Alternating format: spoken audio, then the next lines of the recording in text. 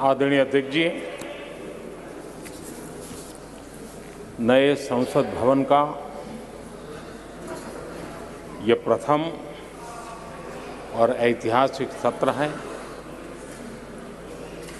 मैं सभी माननीय सांसदों को और सभी देशवासियों को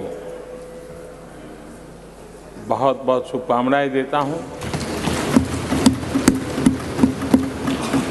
आदरणीय अध्यक्ष जी, आज प्रथम दिवस के प्रथम सत्र में नए सदन में आपने मुझे बात रखने के लिए अवसर दिया है, इसलिए मैं आपका बहुत बहुत आभार व्यक्त करता हूं।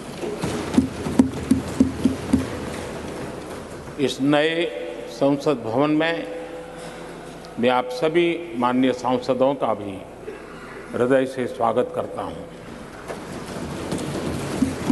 ये अवसर कई मायनों में अभूतपूर्व है। आजादी के अमृत काल का ये उषा काल है और भारत अनेक सिद्धियों के साथ नए संकल्प लेकर के नए भवन में अपना भविष्य तय करने के लिए आगे बढ़ रहा है। विज्ञान जगत में चंद्रयान 3 की गगनचुंबी सफलता हर देशवासी को गर्व से भर देती। भारत की अध्यक्षता में G20 का असाधारण आयोजन विश्व में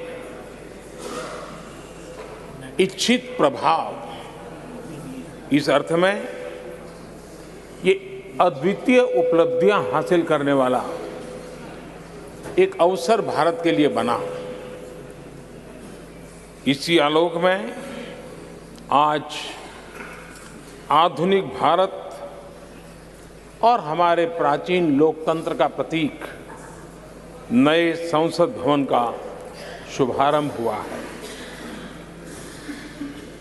सुखद संयोग है कि ये गणेश चतुर्थी का शुभ दिन है।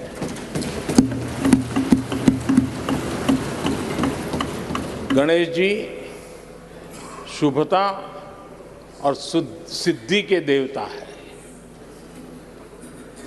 गणेश जी विवेक और ज्ञान के भी देवता है।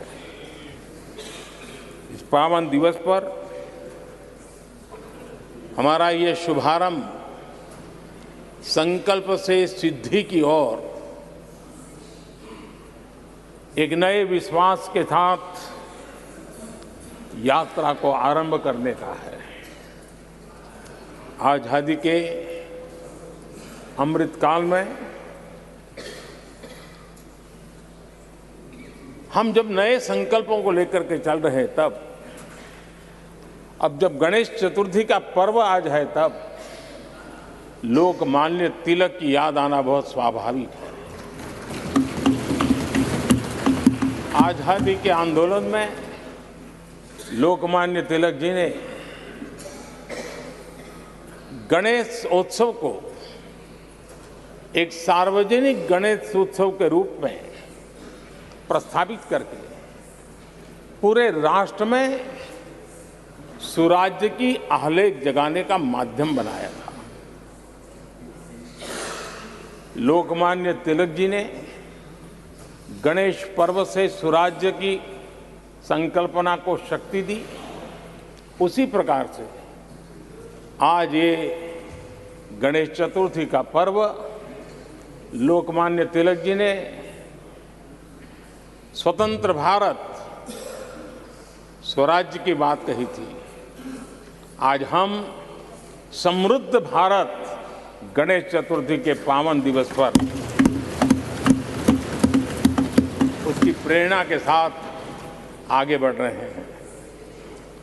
सभी देशवासियों को इस अवसर पर फिर एक बार मैं बहुत बहुत बधाई देता हूं।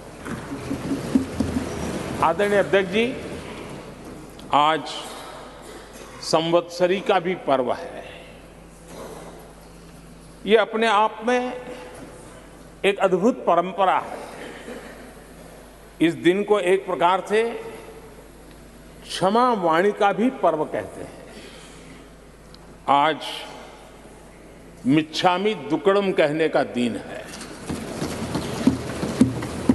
ये पर्व मन से, कर्म से, वचन से अगर जाने अनजाने किसी को भी दुख पहुंचाया है तो उसकी क्षमा याचना का अवसर है।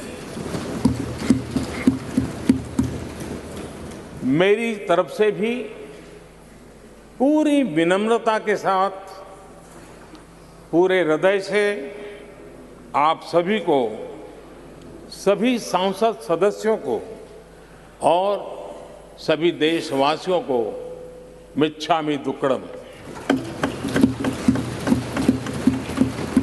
आज जब हम एक नई शुरुआत कर रहे हैं तब हमें अतीत की हर कड़वाहट को भुलाकर आगे बढ़ना है।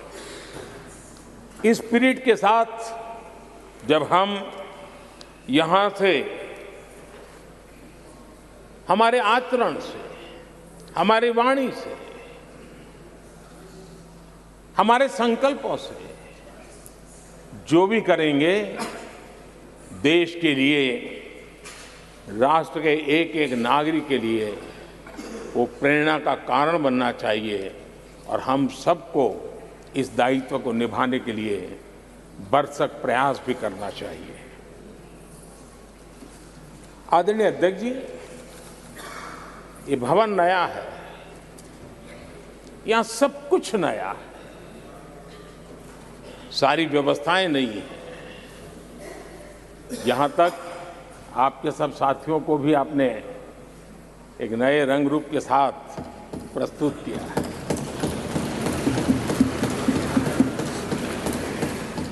सब कुछ नया है, लेकिन यहां पर कल और आज को जोड़ती हुई एक बहुत बड़ी विरासत का प्रतीक भी मौजूद है। वो नया नहीं है, वो पुराना है और वो आजादी की पहली किरण का स्वयं साक्षी रहा है जो आज अभी हमारे बीच उपस्थित है। वो हमारे समृद्ध इतिहास को जोड़ता है और जब आज हम नए सदन में प्रवेश कर रहे हैं, संसदीय लोकतंत्र का जब ये नया गृह प्रवेश हो रहा है तो यहां पर आजादी की पहली किरण का साक्षी जो आने वाली पीढ़ियों को भी प्रेरणा देने वाला है, वैसा पवित्र सेंगोल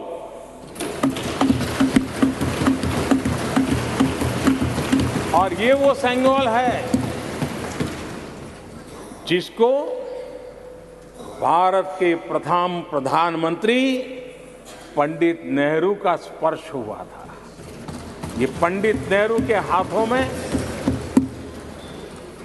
पूजा विधि कर करके आजादी के पर्व का प्रारंभ हुआ था और इसलिए एक बहुत महत्वपूर्ण अतीत को उसके साथ ये सेंगोल हमें जोड़ता है।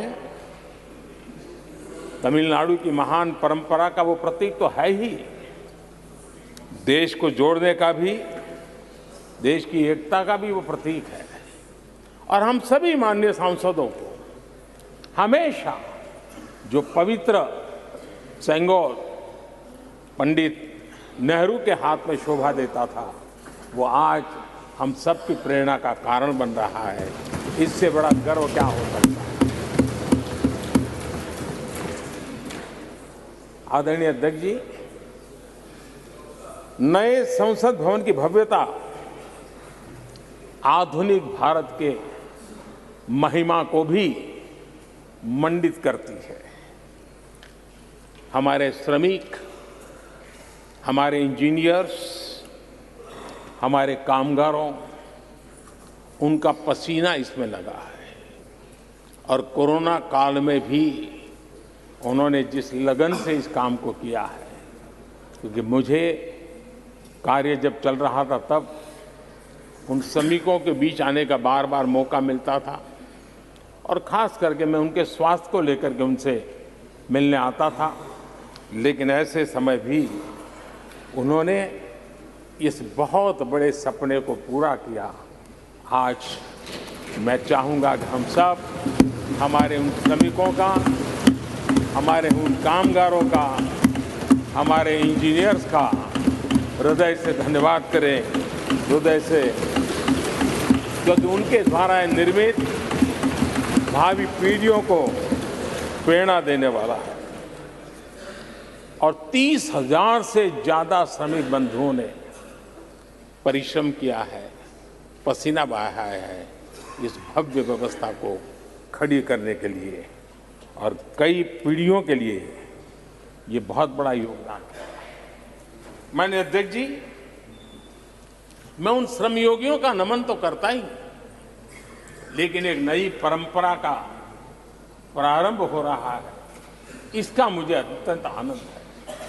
इस सदन में एक डिजिटल बुक रखी गई है, जिस डिजिटल बुक में उन सभी श्रमिकों के पूरा परिचय इसमें रखा गया है, ताकि आने वाली पीढ़ियों को पता चलेगा कि हिंदुस्तान के किस कोने से कौन श्रमिक ने आकर के इस भव्य इमारत को, यानी उनके पसीने को भी अमरत्व देने का प्रयास इस सदन में हो रहा है।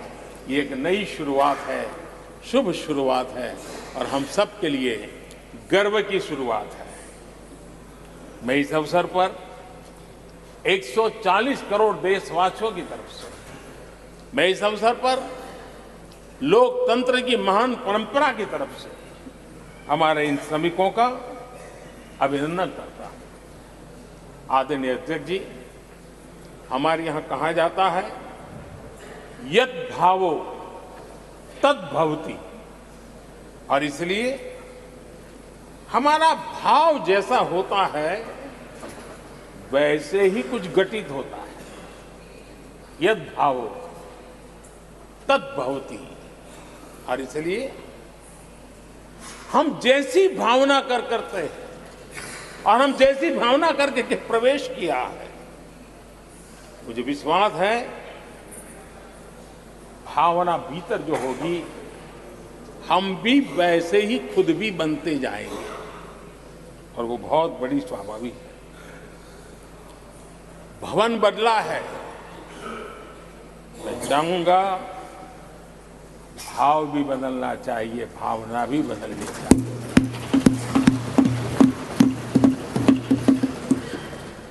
संसद राष्ट्र सेवा का सर्वोच्च स्थान है। ये संसद दलहित के लिए नहीं है। हमारे संविधान निर्माताओं ने इतनी पवित्र संस्था का निर्माण दलहित के लिए नहीं, सिर्फ और सिर्फ देश हित के लिए किया।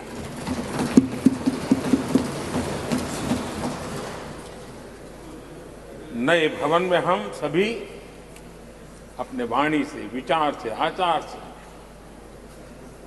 संविधान के जो स्पिरिट है उन मानदंडों को लेकर के, नए संकल्पों के अनुसार नई भाव को लेकर के, नई भावना को लेकर के, मैं आशा करता हूं अध्यक्ष जी, आप कल भी कह रहे थे, आज भी कह रहे थे, कभी स्पष्ट कह रहे थे, कभी थोड़ा लपेट कर भी कह रहे थे, हम सांसदों के व्यवहार के संबंध में मेरी तरफ से आपको आश्वासन देता हूं कि हमारा पूरा प्रयास रहेगा और मैं चाहूंगा कि सदन के नेता के नाते हम सभी सांसद आपकी आशा अपेक्षा में खरे उतरें, हम अनुशासन का पालन करें, देश हमें देखता है, आप जैसा दिशा निर्देश करें। लेकिन माननीय अध्यक्ष जी, अभी चुनाव तो दूर है और जितना समय हमारे पास बचा है इस पार्लियामेंट के, मैं पक्का मानता हूं कि यहां जो व्यवहार होगा ये निर्धारित करेगा कि कौन यहां बैठने के लिए व्यवहार करता है और कौन वहां बैठने के लिए व्यवहार करता है। जो वहां ही बैठे रहना चाहता है उसका व्यवहार क्या होगा, और जो यहां आकर के भविष्य में बैठना चाहता है उसका व्यवहार क्या होगा, इसका फर्क बिल्कुल आने वाले महीनों में देश देखेगा और उनके बर्ताव से पता चलेगा, ये मुझे पूरा विश्वास है। आदरणीय अध्यक्ष जी, हमारे यहां वेदों में कहा गया है, सम्यच्चः सब्रता भूत्वा वाचम वदत भद्रया, अर्थात हम सब एक मत होकर, एक समान संकल्प लेकर कल्याणकारी सार्थक संवाद करें। यहां हमारे विचार अलग हो सकते हैं, विमर्श अलग हो सकते हैं, लेकिन हमारे संकल्प एकजुट ही होते हैं, एकजुट ही रहते हैं, और इसलिए हमें उसकी एकजुटता के लिए भी भरपूर प्रयास करता रहना चाहिए। आदरणीय अध्यक्ष जी, हमारी संसद ने राष्ट्रहित के तमाम बड़े अवसरों पर ही इसी भावना से काम किया है। न कोई इधर का है न उधर का है, सब कोई राष्ट्र के लिए करते रहे। मुझे आशा है कि इस नई शुरुआत के साथ इस संवादीय के वातावरण में और इस संसद के पूरे डिबेट में हम उस भावना को जितनी ज्यादा मजबूत करेंगे, हमारी आने वाली पीढ़ियों को अवश्य हम प्रेरणा देंगे। संसदीय परंपराओं की जो लक्ष्मण रेखा है, उन लक्ष्मण रेखा का पालन हम सबको करना चाहिए, और वो स्पीकर महोदय की अपेक्षा को हमें जरूर पूरा करने की कोशिश करनी चाहिए। आदरणीय अध्यक्ष जी, लोकतंत्र में राजनीति, नीति और शक्ति का इस्तेमाल ये समाज में प्रभावी बदलाव का एक बहुत बड़ा माध्यम होता है, और इसलिए स्पेस हो या स्पोर्ट्स हो, स्टार्टअप्स हो या सेल्फ हेल्प ग्रुप हो, हर क्षेत्र में दुनिया भारतीय महिलाओं की ताकत देख रही है। G20 की अध्यक्षता, विमेन लेड डेवलपमेंट की चर्चा, आज दुनिया इसका स्वागत कर रही है, स्वीकार कर रही है। दुनिया समझ रही है कि सिर्फ महिलाओं के विकास की बात इनफ नहीं है। हमें मानव जाति की विकास यात्रा में उस नए पड़ाव को अगर प्राप्त करना है, राष्ट्र के विकास यात्रा में हमने नई मंजिलों को पाना है, तो ये आवश्यक है कि विमेन लेड डेवलपमेंट को हम बल दें, और G20 में भारत की इस बात को विश्व ने स्वीकार किया है। महिला सशक्तिकरण की हमारी हर योजना ने महिला नेतृत्व करने की दिशा में बहुत सार्थक कदम उठाए हैं। आर्थिक समावेश को ध्यान में रखते हुए जनधन योजना शुरू की। 50 करोड़ लाभार्थियों में से भी अधिकतम महिला बैंक अकाउंट के धारक बनी है। ये अपने आप में बहुत बड़ा परिवर्तन भी है, नया विश्वास देता है। जब मुद्रा योजना रखी, ये देश गर्व कर सकता है कि उसमें बिना बैंक गारंटी 10 लाख रुपए की लोन देने की योजना, और उसका लाभ पूरे देश में सबसे ज्यादा महिलाओं ने उठाया। महिला एंटरप्रेन्योर का एक पूरा वातावरण देश में नजर आया। पीएम आवास योजना, पक्के घर, ये भी उसकी रजिस्ट्री ज्यादातर महिलाओं के नाम हुई, महिलाओं का मालिकाना हक बना। आदरणीय अध्यक्ष जी, हर देश की विकास यात्रा में ऐसे माइलस्टोन आते हैं जब वो गर्व से कहता है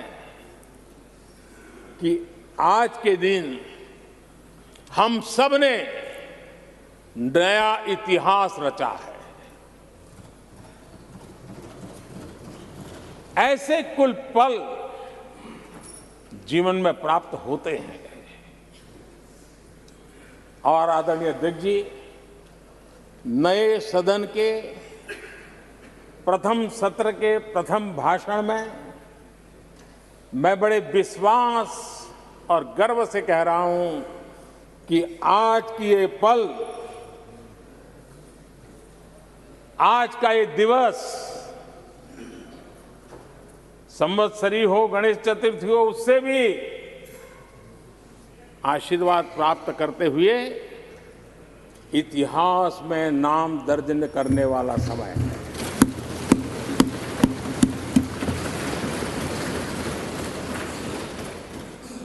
हम सब के लिए पल गर्व की पल है।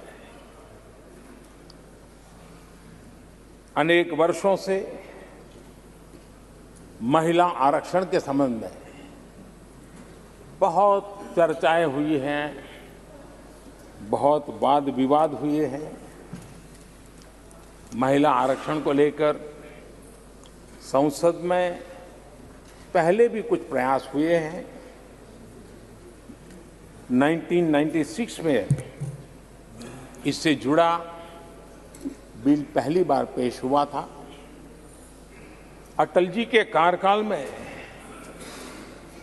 कई बार महिला आरक्षण का बिल पेश किया गया, कई बार, लेकिन उसे पार कराने के लिए आंकड़े नहीं जुटा पाए और उसके कारण वो सपना अधूरा रह गया।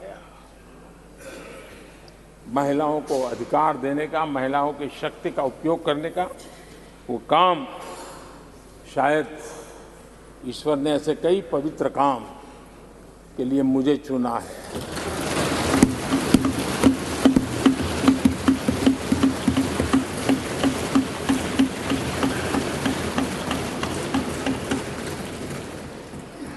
एक बार फिर हमारी सरकार ने इस दिशा में कदम बढ़ाया है। कल ही कैबिनेट में महिला आरक्षण वाला जो विधेयक है उसको मंजूरी दी गई है।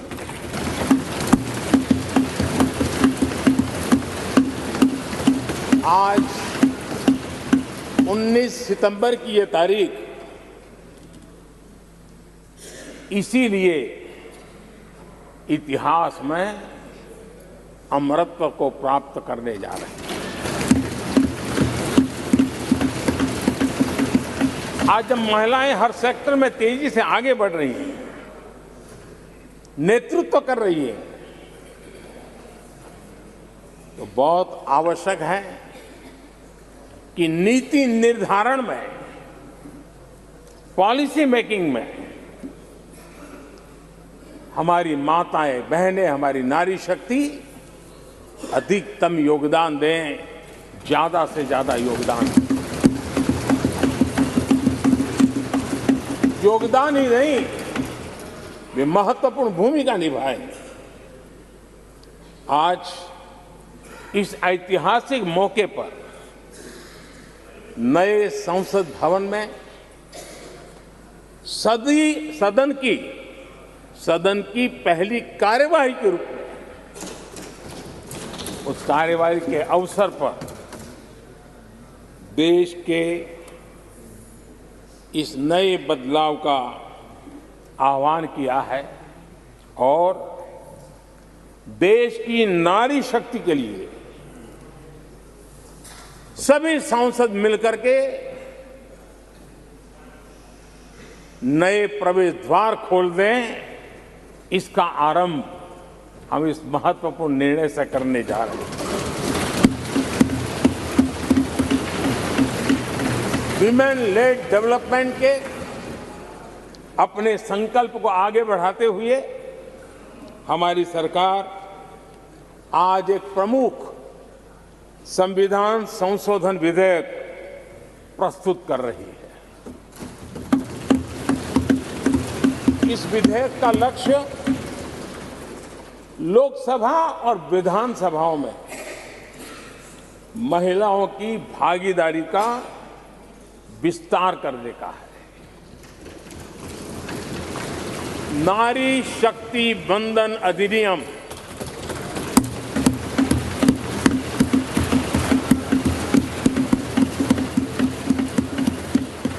नारी शक्ति वंदन अधिनियम, इसके माध्यम से हमारा लोकतंत्र और मजबूत होगा।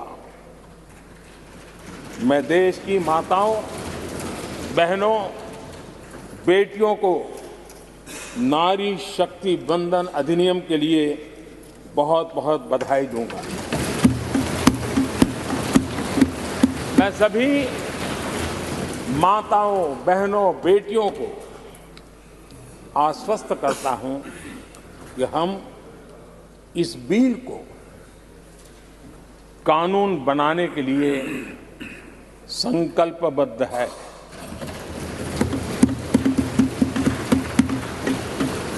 मैं इस सदन में सभी साथियों से आग्रहपूर्वक निवेदन करता हूं, आग्रह भी करता हूं, और जब एक पावन शुरुआत हो रही है, पावक विचार हमारे सामने आया है, तो सर्वसम्मति से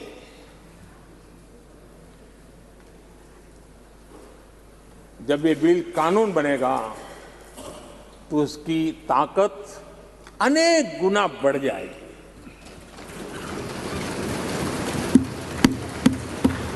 और इसलिए मैं सभी माननीय सांसदों से, दोनों सदन के सभी माननीय सांसदों से इसे सर्वसम्मति से पारित करने के लिए प्रार्थना करते हुए आपका आभार व्यक्त करता हूं कि इस नए सदन के प्रथम सत्र में मुझे आपने मेरी भावनाओं को व्यक्त करने का अवसर दिया। बहुत बहुत धन्यवाद।